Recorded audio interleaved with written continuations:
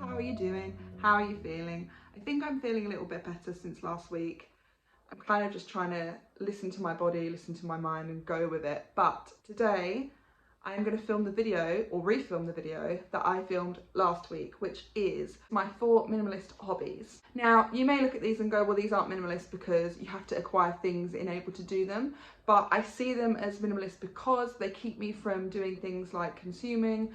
They keep me from going out shopping all the time. They keep me from going into the shops and basically trying to find things that enrich my life, which won't enrich my life because I will end up just wanting more and more and more.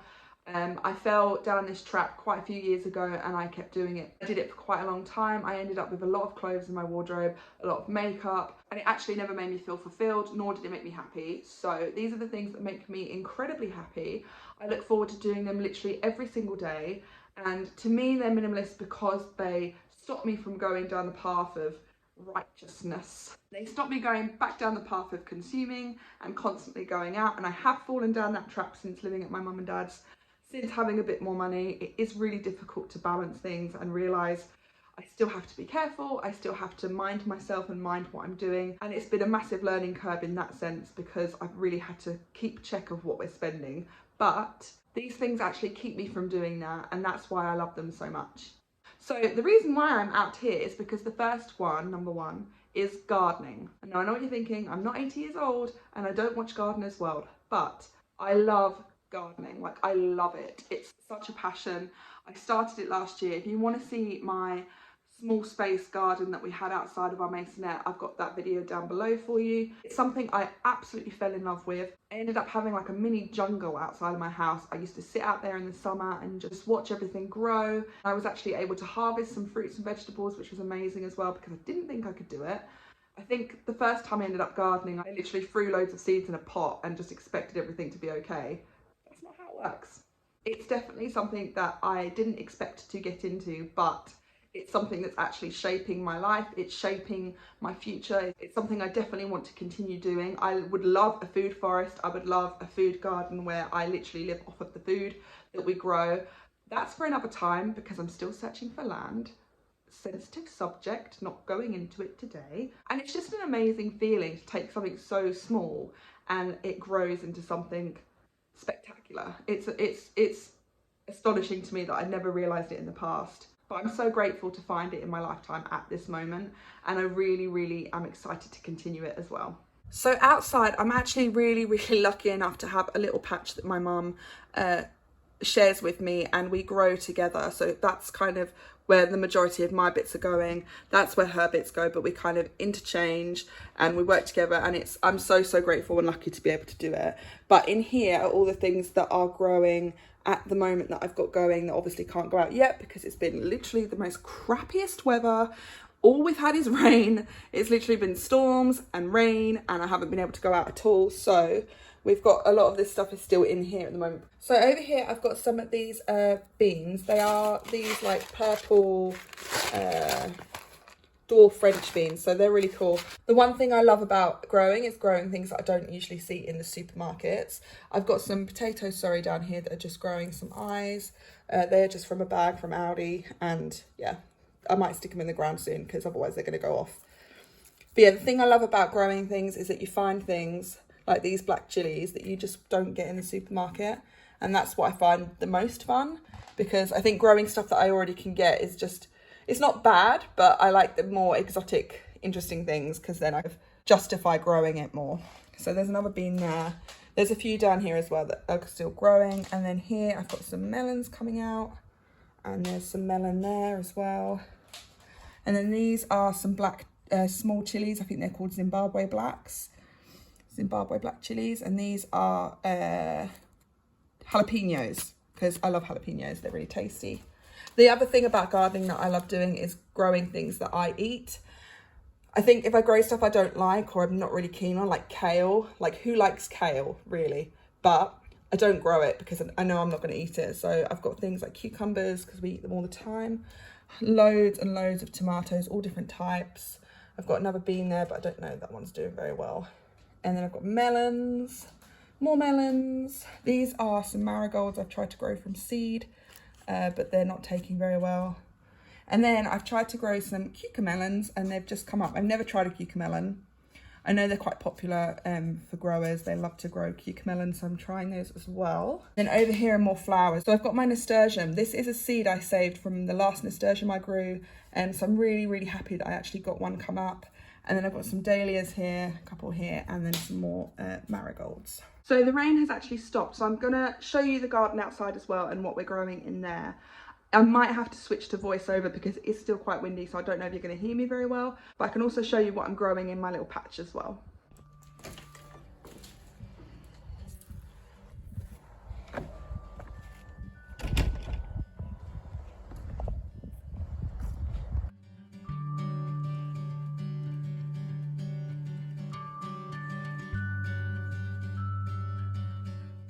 So in the first corner, I've got some tomatoes growing. I've got this really large one here and a little small one just there, and then there's one there and one just under the woad.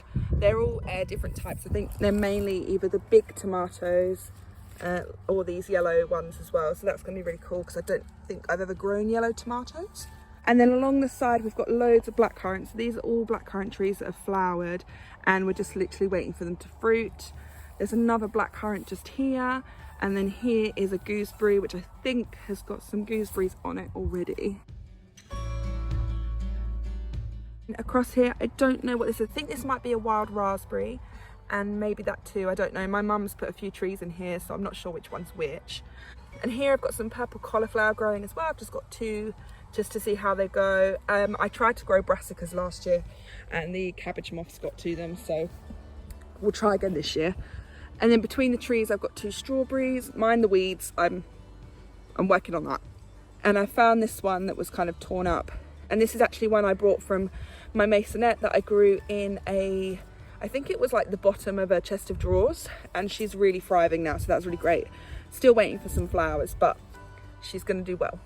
And then across here, I've got some mange too, some more mange too, and then some peas. I usually make some little like teepees for them because then they can trail up, because they've got the obviously little arm things that crawl up the twig things. Okay, words escape me today, but you know what I mean. They crawl up basically, so I make some little teepees for them. So I've got peas there, mange too there, and they're purple as well, which will be really cool.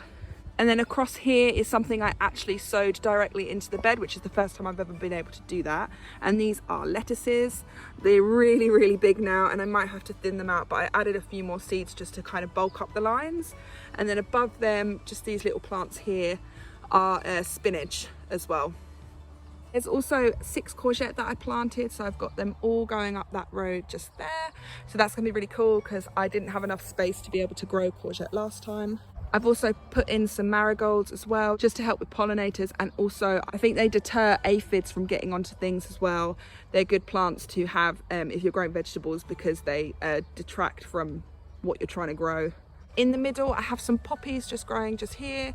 There's a few weeds, but just ignore that. And then these 5 plants here are rainbow chard, which is really cool. Again, never grown these before. They're really pretty and colourful, and they're doing really well as well. This big beast here is some woad my mum put in, and it's flowering now. I did manage to dye with it, which is really cool. Hopefully I'll get to show you that soon. And then just over there, there's some basil. I think I put like an Audi basil plant just there. And then there's some sage. And yeah, so we've got a real good mixture of herbs, vegetables, fruits, all sorts of things. Obviously in the future I'd love this to be like 20 times bigger so that I can really live off the land and grow my own vegetables, but hopefully one day soon that will happen for me. So yeah, that is the first minimalist hobby I love doing. You can make gardening minimalist. You can definitely save seeds from plants that you've grown previously. Any annuals you want to have again next year, you can definitely do that, or you can plant perennials and obviously they come back every year. So it's something I regard as keeping me busy, keeping me active and outside, and also the kids love gardening. They get to learn about where fruits and vegetables come from. It's a really great learning experience, and it's something that I'm so excited to keep teaching them. Cool, I'm all flustered from being outside. So my next minimalist hobby I love to do is read. Now, reading has been something that has been put on the back burner for quite a few years, mainly because I've been so busy with working, stressing about money, house situation, lots and lots of things. So I've never really had enough of a chance to get back into reading until now. So this is something that I've actually started doing this year, and I challenged myself this year to read a total of 50 books, which is a lot. Not to mention we are already mid-May and I've only read 2. So yeah, 50 books. It's going to be a stretch, it'll be a push, but it's something I can hold myself accountable for. I also use an app called Goodreads, which means I can put the books I want to read on a list, and I can also put the books that I have read on a list, and it means that I can see it all and see my progress and see how far I've come. It's definitely a great app if you haven't used it. I'm not sponsored, obviously. It's just something that if you are into reading and you want to keep like a log or a diary of what you've read, or you enjoy writing reviews, even to keep personally for yourself. It's a really great app if you're a massive bookworm. I am slowly getting into books now, and like I've said, I've read a couple already. This is the first one I read. I gave this one a 3 stars. It was really good. It didn't quite hit all the right notes for me, but this is, I think, Wild Girls by Rory Powers. And one I'm currently reading is The Bees by Layleen Paul. This is actually really, really good. It's a little bit repetitive, but it's really thought-inducing. I'm really into dystopias, utopias. I really love sci-fi, fantasy, all that kind of thing. I'm not really a contemporary fiction kind of person. Romance is okay, but yeah, that's the thing I'm really, really into at the moment. I also have 4 books that I want to read, so they're on my TBR that I have bought already. I think all of these I bought from a charity shop, so they were literally, I think, like 50p each. The first one is Wool, which I believe is like a collection of stories. I think it's a dystopia, which is going to be really interesting to read. I've also wanted to start reading Stephen King. I've heard really good things about him. I always thought it was a bit like just corny horror stories sort of thing, but I've heard that he has some really great dystopias as well as some really interesting books. So I've got, I don't know if you can see, Needful Things, and I have a lot more on my list that I want to read from this guy. I'm a massive Handmaid's Tale fan, so I found Alias Grace at the charity shop as well. Again, I think it was like 50p. And I've not read Margaret Atwood. I've only watched The Handmaid's Tale, but I watched her Medium classes, and I really, really loved her. So I'm going to read Alias Grace hopefully soon as well, although it's a bit of a beast. And the last one at the moment that I have is Scythe. It's this one I bought new, and I think it's about, again, it's a dystopia fantasy genre, but I'm really excited to read all of these. I know some people out there will be, well, having lots of books isn't being a minimalist. There are some exceptions to being a minimalist. If there's things that you absolutely enjoy and treasure and are happy to also pass along to others, I personally see that as being a minimalist still. If you love films and movies, there are options to have movies without owning anything, like Netflix and Disney Plus and things like that. There are also options for books. You can have all your books on Kindle. You can also search for books in charity shops, and once you're done with them, you can always pass them back to them so that other people can get enjoyment out of them as well. So I'm not intent on having a massive bookshelf. I think things I read that I really enjoy, I might keep, but other things that are like 3 stars and under, or things that I wasn't keen on, obviously I can pass along. I know also that a lot of you will say, well, reading books is normal. We all read books. Most people read books. But I never actually read books for quite a long time. I got into it when I was a young adult. I got into all the YAs, like Twilight and City of Bones. Read all those bad boys, loved them. But since then, as an adult, I've never actually read any adult fiction. I've never broadened my horizons in genres. So this gives me an opportunity to be able to really push myself in my language and my reading skills. I literally can only read about 20 pages at a time at the moment, but hopefully I can train myself to read a lot more. And it's just a great habit to have. It's one of those things that actually gets me more off of screens than anything. If I get really bored, I tend to just scroll through things like most of us do. But reading really gives me another avenue. So if I'm really sick of screens and my eyes are hurting, or I can't find anything I'm interested in, then I have another avenue that's more creative and a lot better for me. My third minimalist hobby is painting. My God, I cannot tell you how much I've fallen in love with art over these past 2 years compared to any other time in my life. I started painting again in October 2019. I found that there was a lot missing to my life. I think that was when things got really, really dark for me. I was struggling with a lot of things. I think I probably had depression at the same time. I had just newly given birth to my son that August, so a lot was going on, and I didn't have a lot going on project-wise. Back then, I wasn't really a person that did a lot. I was mainly just being a mother and trying to work at the same time. And when life's really stressful, you don't really allow anything else into your life at that time. So painting was actually the thing that saved me the most, and that is why it's on this list.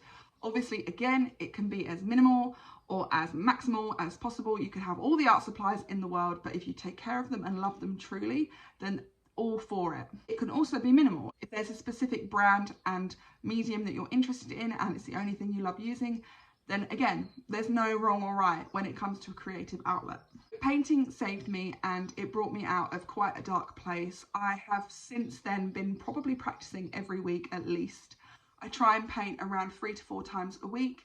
I do have an art Instagram, so if you are interested in seeing my work, then please follow the link below and I will link it for you. I do eventually want to make my art into a career.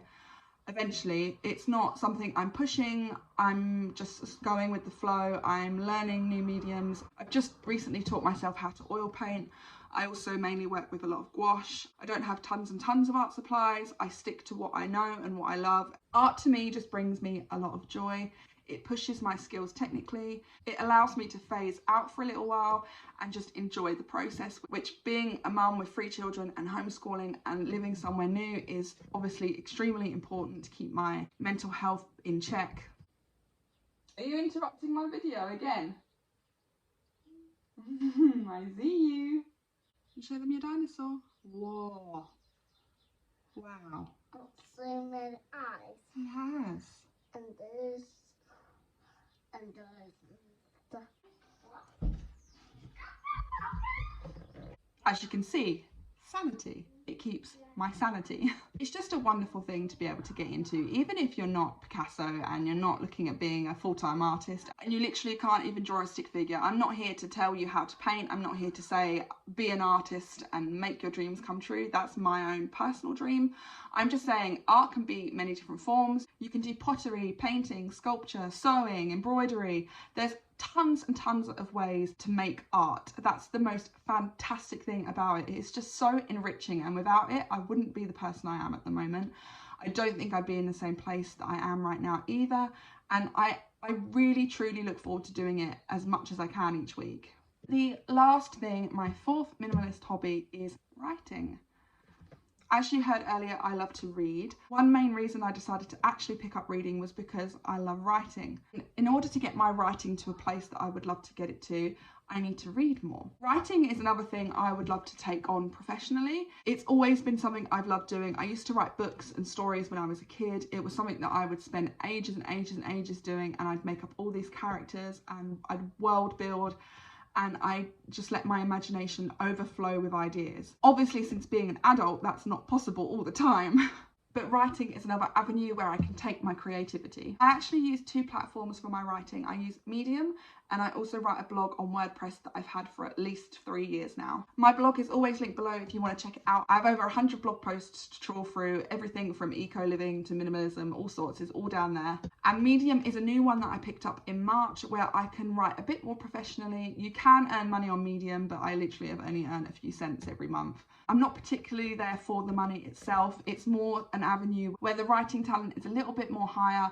I have to really think and mould my writing properly and make it stand out a lot more on that platform. But again, it gets me out there and I'm able to push my creativity as far as I can.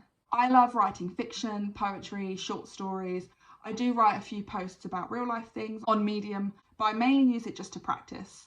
I just think the physical act of writing is really, really soothing and helps. Even if you're just writing lists of things to do every day. Any form of writing, I think, is a really great exercise to keep both your mind happy. It's enriching. Sometimes it's great to have a big mind dump. And if you do want to write a journal, you can get all your feelings and insecurities and worries and stresses out on the page. I love it. It's something that I, again, stopped doing for such a long time, and now I'm getting back into it. I can't think of ever giving it up again. So those are my 4 minimalist hobbies that I enjoy doing every single week, and I do them every single week. I make sure I do. They're just super simple, realistic, minimal activities to do every single week, just to keep your brain humming and ticking over, and I love them. That's why I wanted to make a video about them this week, or last week. So that is the end of the video, guys. I really hope you got something out of it. I know a lady really wanted to see this, so I hope I've covered everything in here for you. If there's anything that you guys love doing that you really want to share, please leave your comments down below. Like and subscribe if you love this video. I put a lot of work into this, 2 weeks worth of work, because I had to delete half of it and start it again. So I really hope you enjoyed it. Please like, subscribe if you're new, and yeah, I will see you guys next week. Have a brilliant weekend. It's my daughter's birthday tomorrow. I'm gonna enjoy the whole day, and yeah, have a brilliant weekend, guys. Mwah. We love you all. Bye.